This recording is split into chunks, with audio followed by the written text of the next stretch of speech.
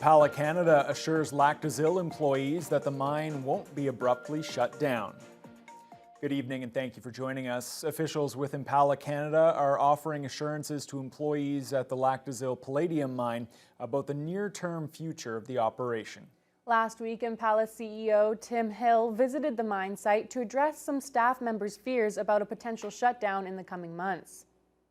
The mine, located north of Thunder Bay off Highway 527, has about 1,000 employees. In December of 2023, Impala announced 95 layoffs due to low palladium prices.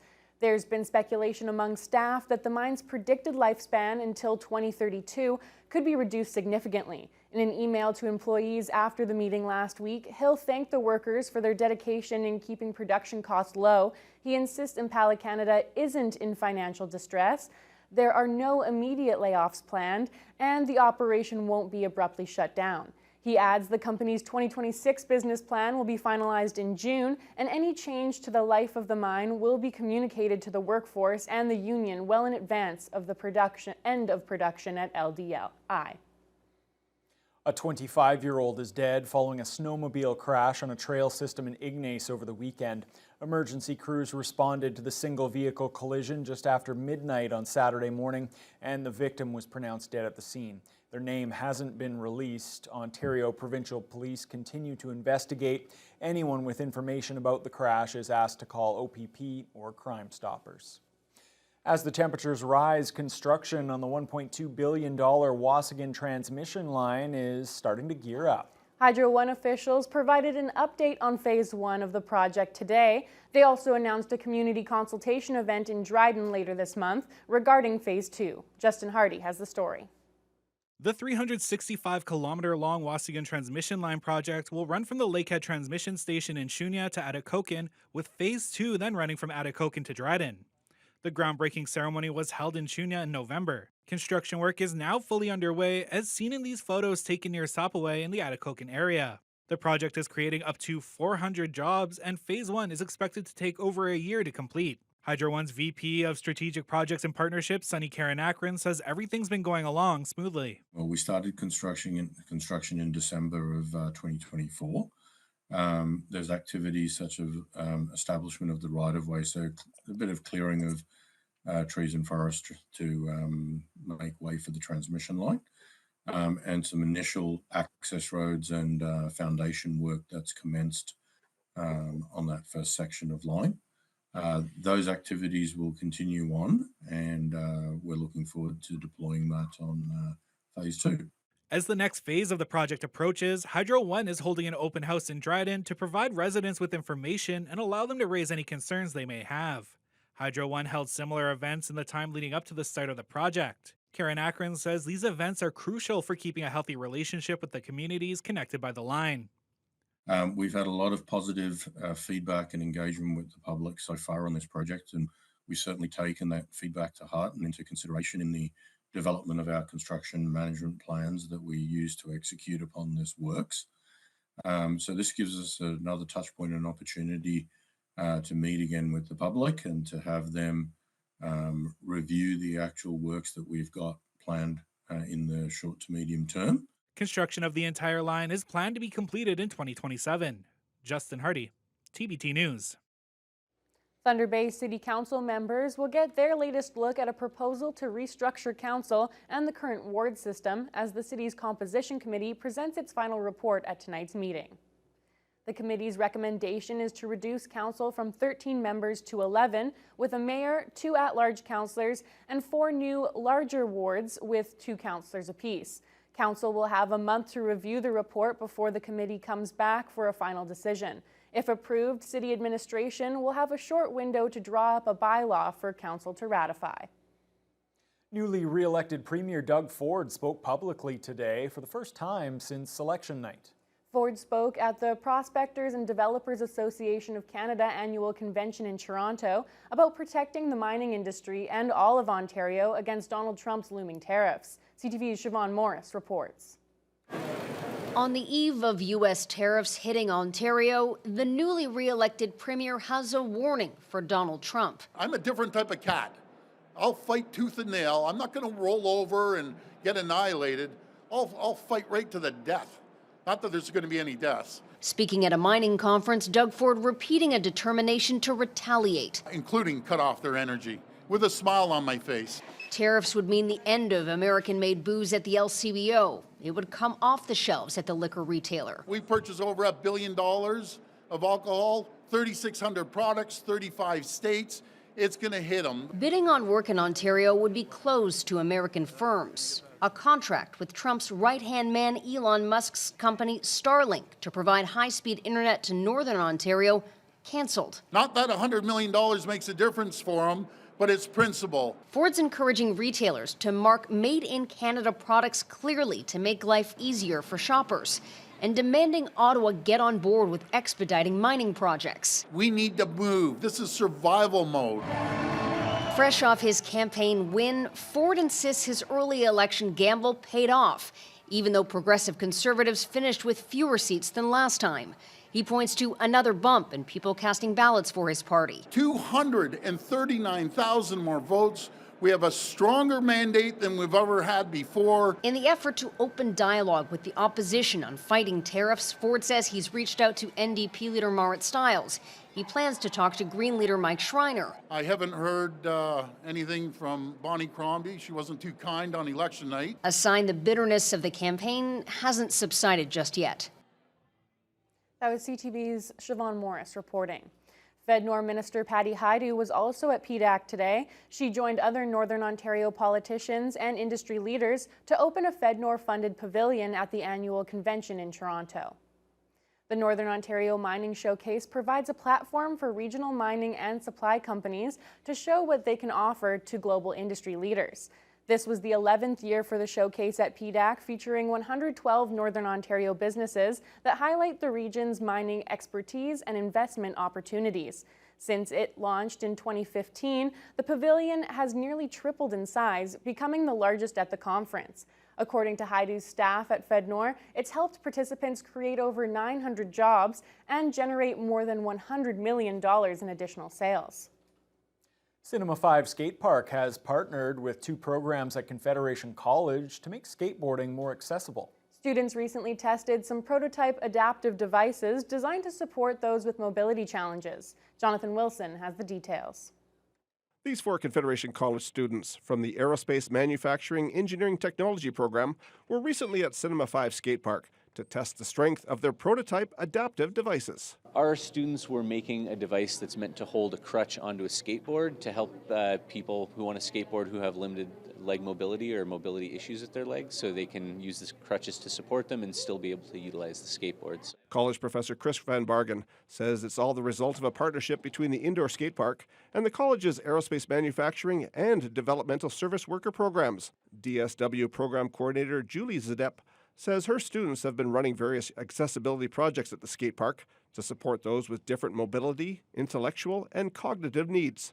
She adds that this current project helped utilize the expertise of students in both programs. It's a beautiful thing. When we start to think about accessibility, our students are able to recognize what the mobility needs are and what types of things need to be adapted, but they don't necessarily have the skills to move forward and develop those things. So in brainstorming, who might?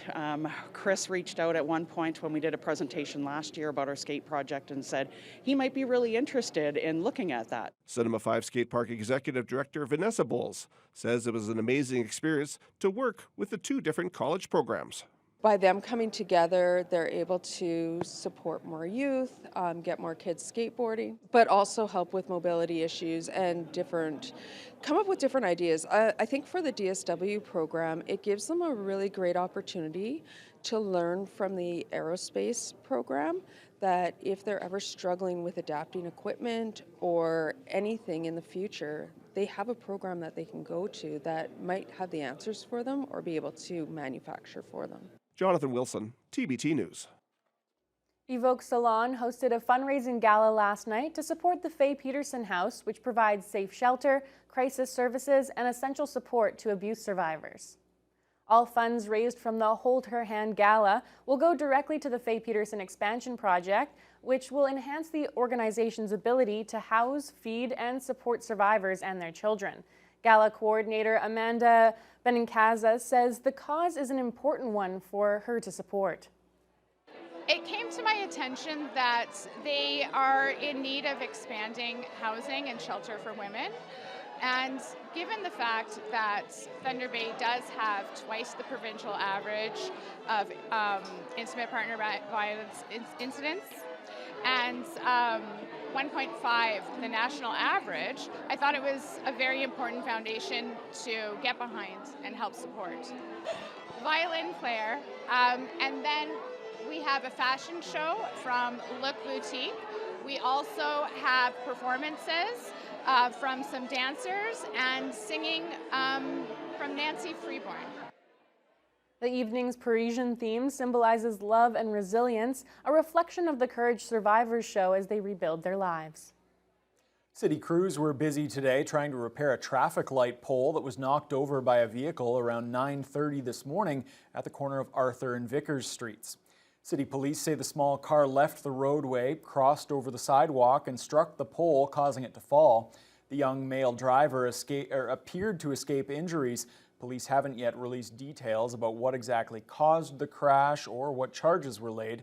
City crews quickly arrived on scene to assess the damage, and drivers were directed around that portion of Arthur Street. It's been nearly 5 years since new Canadians started having their citizenship ceremonies over Zoom. The popular in-person events have been suspended in Thunder Bay since the onset of the COVID pandemic, but that is soon to change. Beginning this month, individuals immigrating to Canada will have the chance to take part in a local citizenship ceremony with others in front of a judge. Up until 2019, the semi-annual ceremonies drew dozens of people from other countries to become full-fledged citizens of Canada and truly embrace their new status. Kathy Woodbeck, the executive director of the Thunder Bay Multicultural Association, emphasized the profound impact this shift back into in-person ceremonies will have on those applying for citizenship. So we're so happy to have that happen again. It's been a long time, and it's not really the ideal situation to get your citizenship, to take the oath, and to go through the process online, looking at a judge and the other candidates through your screen. So to be in person, to be able to have your family come with you, and to spend the time with others that are getting their citizenship, I think is the best thing. And it seems more symbolic, it seems more official, and we're really pleased that it's going to happen again. Woodbeck says they're still waiting for an official date for the first in-person ceremony, but are hoping that it will take place on either March 18th or 21st. All right, let's turn our attention to the weather now. And Fiona, I really noticed it this morning. That sun really seemed to have some strength when I went outside, and it feels like we're on the good side of things here. Definitely warmer than normal. A beautiful start to the work week, kind of making things a little bit slushy in some places, made driving up certain hills a little bit more treacherous. But all in all, last night's overnight low was pretty close to seasonal for this time of year, -11. Wind chills of -14, but the daytime high well on the plus side. We topped out at 5 Celsius for at least a couple of hours this afternoon between about 2:30 and 4 o'clock. As Ryan said, it was a sunny start to the day, lots of sunshine this morning and into the early afternoon hours, but we have seen some increasing clouds in the afternoon, but winds have stayed very light, more for the most part from the east, 3 to 14 kilometers per hour. Now, as far as any little bits of snow, eastern shores of Lake Superior were dealing with a little bit of it, but for the most part to the north and to the west, not bad at all, lots of sunshine. We do have some increasing clouds though in Red Lake. Cloudy skies in Greenstone, and Sault Ste. Marie has seen the sun come out, but directly to the west of us, nothing but sunshine at this hour in Fort Frances. And you can see those warm temperatures, especially in Fort Frances, Atikokan, currently the hot spots at 9 Celsius, 7 in Dryden and Upsala, Sioux Lookout. A little bit cooler, but still well on the plus side, all the way up into Red Lake and Pickle Lake on the freezing side. Then we hit into Armstrong and Greenstone, definitely a little bit cooler, and on the northeastern shores of Lake Superior, sitting close to the freezing mark, 0 in Marathon, -1 in Wawa, Sault Ste. Marie, a little bit cooler at this time. Now, Tonight in the city of Thunder Bay, we are going to see a very mild overnight low. We should be seeing -12, -13. We're only going to drop down to -8, and with winds variable about 5 to 10 kilometers per hour, minimal wind chill to speak of. So that sets the stage for, another nice day heading into Tuesday as far as temperatures are concerned. But I think what people are going to notice this week is that it's going to be a little bit of a seesaw. We'll be up one day and then down back where we should be the next, and then back and forth and back and forth. And we're going to swing a good half a dozen degrees when it does happen. So just at this time of year, you got to prepare for just about anything in March. Yeah. All right, thanks a lot, Fiona. Well, speaking of seesaws, let's turn our attention to U.S. foreign policy. Donald Trump spoke today and said, yes, the sweeping tariffs on Canada and Mexico will take effect tomorrow. We'll have the latest right after the break. If Trump is imposing tariffs, we're ready.